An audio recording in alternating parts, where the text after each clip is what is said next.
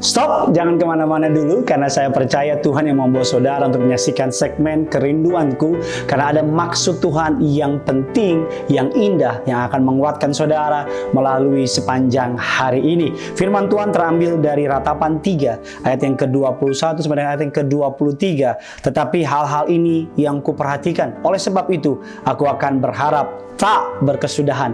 Kasih setia Tuhan tak habis-habisnya, rahmatnya selalu baru tiap pagi, besar kesetiaanmu. Yes, kita akan membahas kesetiaan Tuhan. Kalau kita membahas kesetiaan manusia, kita pasti kecewa, karena manusia setia kepada kita tergantung agendanya. Manusia setia kepada kita tergantung kebaikan hatinya. Bahkan ada istilah pame yang sering kita dengar, kalau lo baik sama gua lebih baik sama lo. Kalau gue jahat sama lo, kalau lo jahat sama gue, maksud saya, gue bisa lebih jahat sama lo. Tapi Tuhan berbeda dengan manusia. Dia Allah yang setia.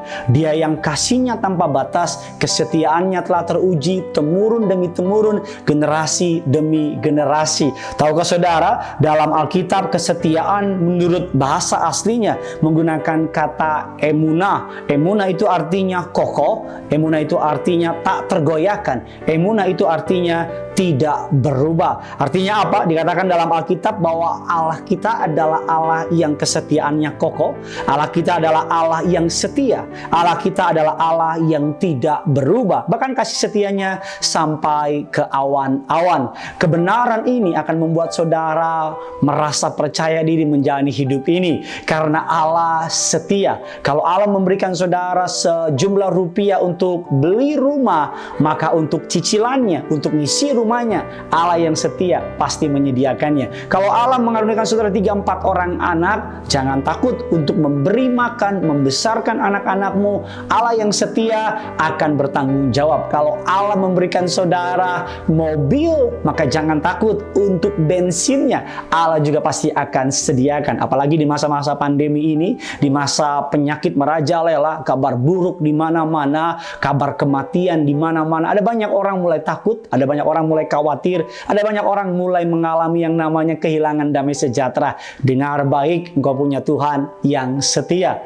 Engkau punya Tuhan bukan hanya setia, tapi dia sangat berkuasa. Kesetiaan yang menjadi pegangan bagi saudara dan saya untuk melangkah maju bersama dengan Tuhan. Dan tahukah saudara, dalam perjanjian baru kata kesetiaan menggunakan kata pistos, ya, yang artinya dapat dipercaya, layak dipercaya, atau artinya taat.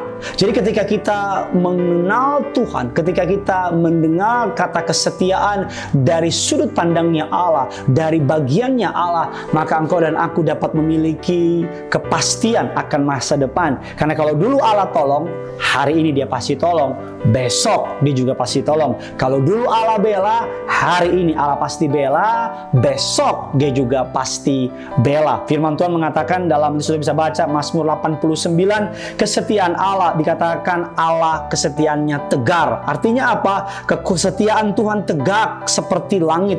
Hujan badai boleh ada, tapi ketika saudara berlindung dalam kesetiaan Allah, maka kesetiaan Allah akan melindungi saudara. Yang kedua dikatakan di ayat yang ke-9, kesetiaan Tuhan bukan hanya tegak, tapi tetap. Artinya apa?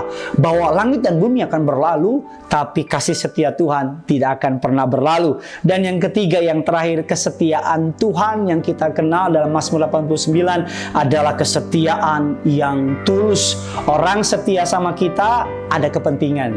Orang setia kepada kita ada maunya. Tapi Tuhan setia sama saudara ketika saudara tidak dapat dipercaya, ketika saudara tidak dapat memberi apa-apa, atau bahkan ketika saudara tidak dianggap oleh siapapun juga. Dia kasih setianya tulus, tidak punya kepentingan apa-apa atas saudara.